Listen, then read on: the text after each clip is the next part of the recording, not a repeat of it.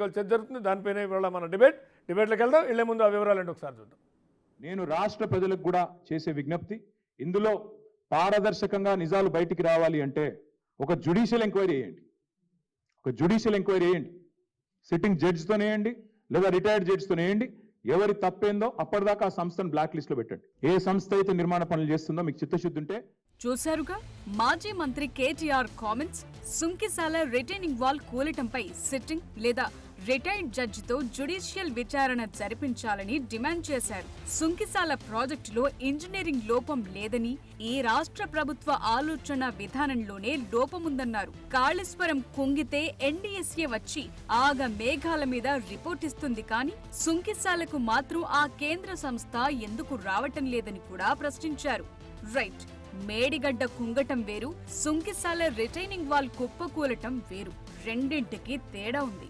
గతంలో విద్యుత్ అవకతవకలు, కాళేశ్వరం వ్యవహారాలపై కమిషన్లు వేయాలని డిమాండ్ చేసిన బీఆర్ఎస్ ఇప్పుడు సుంకిసాలపై న్యాయ విచారణ కోరటం పెద్దగా ఆశ్చర్యపోయే విషయమేం కాదు. మ్యాటర్ అక్కడితో ఆగలేదు. మరో అడుగు ముందుకేసిన KTR Sunkisala project retaining wall కూలిన ఘటనపై ప్రభుత్వం ఎందుకు చర్యలు తీసుకోవటం లేదని ప్రశ్నించారు.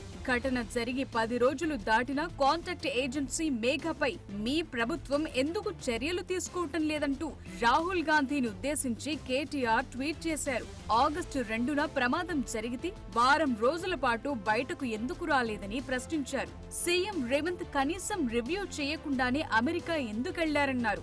₹1,00,000 కోట్ల కట్టిన కాళేశ్వరానికి గుండెకాయ అయిన మేడిగడ్డ కుంగి ఎన్డీఎస్ఏ సూచనతో నీళ్లన్నీ బయటకు వదిలేస్తే నాడు సీఎంగా ఉన్న కేసీఆర్ ఒక్కసారి కూడా అక్కడకు వెళ్లి చూసింది లేదు. అలాంటిది సుంకిసాల వెళ్లాలని కేటీఆర్ అనటమే ఆశ్చర్యపోయే విషయం.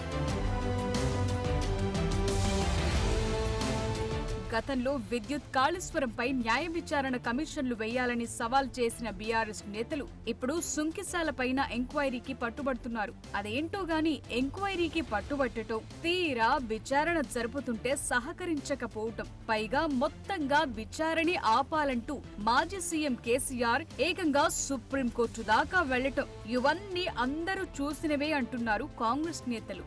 ఎందుకు సవాళ్లు చేయటం, ఎందుకు వెనక్కు తగ్గటం అని ప్రశ్నిస్తున్నారు. ఇప్పుడు సుంకిసాలపైన పట్టుబట్టి జ్యుడిషియల్ ఎంక్వైరీ వేయించుకుంటే అందులో తెర వెనుక జరిగిన తతంగమేంటో బయటకొచ్చేదే అంటున్నారు.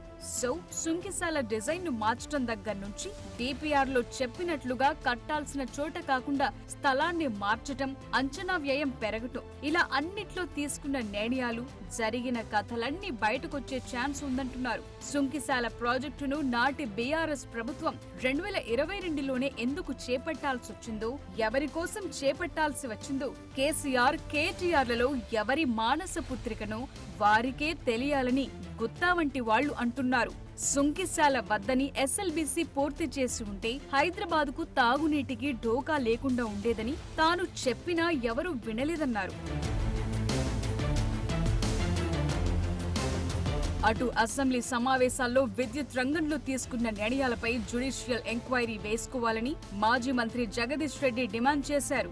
ఎన్ని కమిషన్లు వేసినా నో ప్రాబ్లం అన్నారు. సిట్టింగ్ జడ్జితోనా కమిషన్తోనా ప్రభుత్వాన్ని విజ్ఞప్తి వదిలేస్తా ఉన్నా, ప్రతి దానిపైన కూడా వెంటనే విచారణ ప్రారంభించాలి.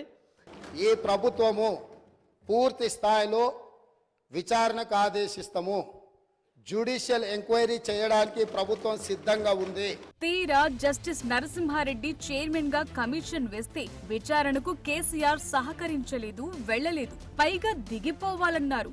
అంతేకాదు ఏకంగా జ్యుడిషియల్ విచారణ మొత్తంగా ఆపాలని సుప్రీంకోర్టు దాకా వెళ్లారు. అయితే సుప్రీంకోర్టు కమిషన్ చైర్మన్ ను మాత్రమే మార్చాలని, కమిషన్ విచారణను ఆపాల్సిన అవసరం లేదని తీర్పు ఇచ్చింది. ఇటు కాళేశ్వరం అవకతవకలపైన జస్టిస్ పీసీ ఘోష్ విచారణ క్లైమాక్స్ కు చేరుకుంటోంది. ఈ నెల 16న జస్టిస్ పినాకి చంద్రఘోష్ హైదరాబాద్ కొచ్చి 20 రోజుల పాటు ఇక్కడే ఉండి విచారణను ఓ కొలిక్కి తెస్తారంటున్నారు. ఇప్పటికీ అందరి దగ్గర పకడ్బందీగా అఫిడవిట్లు కూడా తీసుకున్నారు ఘోష్. సో కాళేశ్వరం విద్యుత్ అంశాల దగ్గర నుంచి ఇప్పుడు సుంకిశాల దాకా జ్యుడిషియల్ ఎంక్వైరీలు వేయాలంటూ డిమాండ్ చేసింది బీఆర్ఎస్ నేతలే. ఎంక్వైరీ వేస్తే సహకరించకపోవటం, కోర్టులకెళ్లటం ఇవన్నీ జరుగుతున్నాయి. విచారణ కమిషన్లు వేయాలన్న గులాబీ నేతలకు తిరిగి అవే రివర్స్ అవుతున్నాయి.